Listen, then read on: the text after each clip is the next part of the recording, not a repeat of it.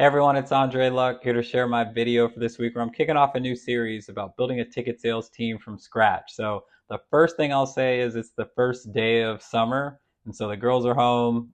You may hear some crying, some screaming, some running. Just disregard that. I'll have some good content we can stay focused on. But yeah, talking about building a ticket sales team from scratch for 2025 and beyond. So looking at how a lot of things have been operated very similar to how I started back in the late 2000s, early 2010s. Maybe some modifications with some technology, but still running similar type playbooks. And if we want to evolve, we want to grow, and we want to take things to the next level, got to look at where are we at today. How are we meeting the buyer for today? How are we meeting the modern buyer and building systems and processes that are going to be sustainable over time and continue to iterate and evolve? So I have 7, 8 different episodes I'll have in this series, and I'll dive deeper into what I'll talk about on each of those different ones here at the end of this video, but really looking at from conversations I'm having with different teams. And as I talk to leaders, some that are forward thinking, some that maybe aren't as forward and thinking and progressive, and like common challenges and pain points that come up, it kind of tie around, similar themes, old outdated practices, inefficient processes that stunt revenue growth. And so continue to run the same plays, getting the same results, but from ownership and executives being asked to stretch themselves and push themselves to go get more. So wanted to take some time and just highlight some of the challenges I see and where opportunities that as I work and consult with teams, they can grow for the long term. So a lot of it today is around measuring volume and really holding to that, the siloed approach across different areas within your organization, not having accurate data to project and forecast to make smart business decisions. So we'll dive in and get started here. So the first thing when you look at building out a team, I think a lot of people and myself also, think about the people that we're going to get and like what are the roles and what are the responsibilities and how many people do I have? Like I think that's steps later, which we'll talk about in future episodes. But the first thing is you got to lay the foundation, just like building a house. You got to make sure that's sound and that you're building on something that's going to sustain and last for time. So for me, when I think about the foundation of a ticket sales team, it's getting executive alignment across the go-to-market team. And really, it's not just the ticket sales department itself. It's the revenue leaders, it's the executive leaders who are all in this together. Because if we're not all pulling in the same direction, there's only so much a ticket sales leader or a ticket sales team can do if they're not getting the support around them to help drive more fans to come to games and make sure that they are getting the resources they need to have success. So it starts at the top. There has to be buy-in from the top. There has to be executives that are bought into the vision and the plan. And so, for this scenario that I'm talking through over the next couple episodes, it's really going to be around there's alignment at the top. There's resources that can be deployed if they make sense, not just spending frivolously, but like being profitable about it. But really the finance team understand the profitability and being bought in and understanding the initiatives that you're looking to execute from the sales side. The marketing team being in lockstep with the sales team to drive leads and, go working together to go out and find the right people and getting them across the finish line into pipeline and into revenue and sales opportunities. Having a strong operations team like in tech and outside of sports, they call it revenue operations. A lot of times in sports, it's more business strategy or analytics or something like that. But having that alignment, there aren't silos. We're not fighting over credit. We're all working together. When there's a ticket sales problem, it's our problem. It's not, oh, that's the ticket sales leader's issue. They need to figure it out. But really working together as a group, how do we move the business forward and understanding where we are in our growth stage. That means sometimes we have to flex. Like sometimes we're just trying to create a market. We're just trying to get more people to our email list, or we're just trying to get more single game buyers, or there's a ton of demand. Let's drive our season ticket sales up. But not getting so stuck on one approach, but really working like what's going to be best for our business today.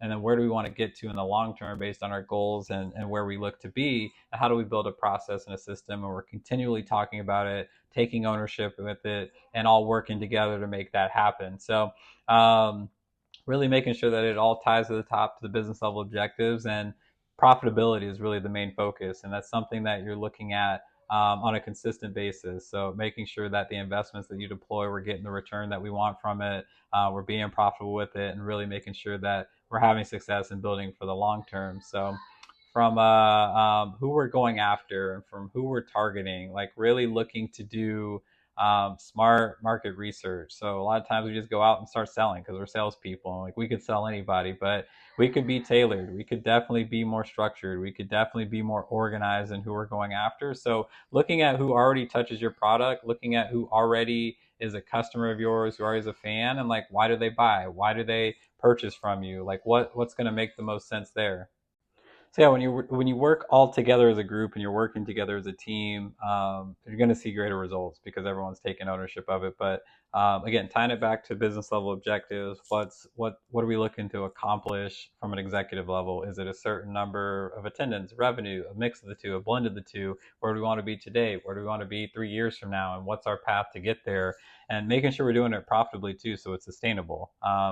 Just buying and spending on tech or buying or getting more salespeople isn't necessarily going to move the needle. So, what's the most profitable model for us, and how are we making sure that we do that? So that's where the finance person has to be very tight and close to this. And a lot of times, the finance person is kind of like in their own sector, and they kind of have their reports that are different from the sales team's reports, and we don't really talk and we don't really mesh and work together. But that's something that we got to align and we got to work together because we got to make sure that we're bringing in the revenue and that we're spending it efficiently and that we're talking to each other about that, so we're making smart investments. So the good thing about salespeople is like we just like to sell and we think we could sell anybody, and the bad thing about it is we think we could sell anybody. So when you're building out this team, and you're building out who you're going after and what you're looking to do, like you really got to think about the market that you're going after. Like what's the total addressable market, and doing some data first so that you're pointing your people in the right direction. And in this scenario, like let's say that it's already a pretty established team.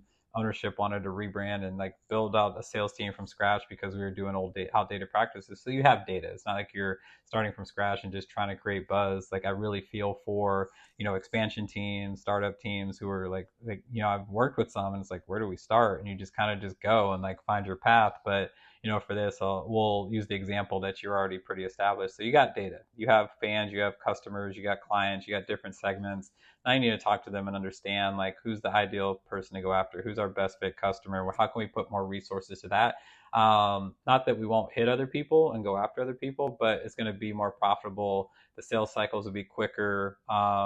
We'll have better messaging that's going to resonate with them because we know customers like them already purchased. So let's go find more people like that while we cultivate new groups, new segments, new fans that eventually get to that point too, and we can continue to expand. But there's already a core following, so we just got to do the data, talk to them, interview them, and understand what makes them purchase, so we can go find more people like that. And then from a foundational perspective, like the operations, the revenue operations process. And again, in sports, it's probably more business strategy, analytics, some sort of like ticket operations that are supporting like the sales efforts. But having that data layer set up, like where we can measure everything. They're heavily involved in the process. They're not actively selling, but they are close and tight with the sales team. So that all starts at that executive level if you're building out that go-to-market leadership team, that revenue leadership team, whatever you want to call it, and all the different functions that you have working together in alignment towards the high level business goals and objectives. So you'll hear me say that a lot because I don't know necessarily that's always the focus. Like where and this shame on me, it's been like, let me get my team and my department hit my goals, but not really championing that back up to the bigger objectives, or taking the time to just have that conversation of like, what are our high level business objectives? Like, what are we focused on? What should we be focused on? So that I think is something that's super important as you're looking to get started and looking to build everything out. So a lot of times we in ticket sales specifically get tied to our best practices, and like when asked like what's our secret sauce, like we go back to things that probably every team's doing, maybe some execute it a little better, but at the end of the day we kind of have the same processes because we all share best practices. We're on league calls together, we go from one league to another league and we take that with us. So that's not necessarily a competitive moat anymore. That's not a unique proposition that's going to give us a distinct advantage. Like at the end of the day, if we're all running the same play, have the same tech, have the same tools, it comes down to your people. And like, do you get the right people that are forward thinking, that are innovative, that are going to take the tools and the best practices in the playbook and like really execute that at a high level? What culture are you creating so that people feel empowered, people are engaged, and they want to go out and do more. They feel safe that they can test and fail and not be punished for that, but learn from that. So it's really the people, it's the culture that you create, it's the systems and like the operating rhythm that you have, and making sure that you execute on the things you want. Because at the end of the day, if you ask 10 sales leaders like what their goals are, they probably all have similar type goals. It's the ones that can execute and do that on a consistent basis and bring that energy every single day that are going to probably win more than not. The challenging part too sometimes is like in ticket sales and in sports sales just in general, a lot of it's dependent on team performance, and we never like to use that as an excuse, but that is a real thing. So a lot's out of our control, but the best you could benchmark, like, am I operating at the highest level possible? It's really only a question you can answer yourself, and maybe you have some smart data people that can analyze that for you. But really, that's it. So making sure that you're executing everything like that.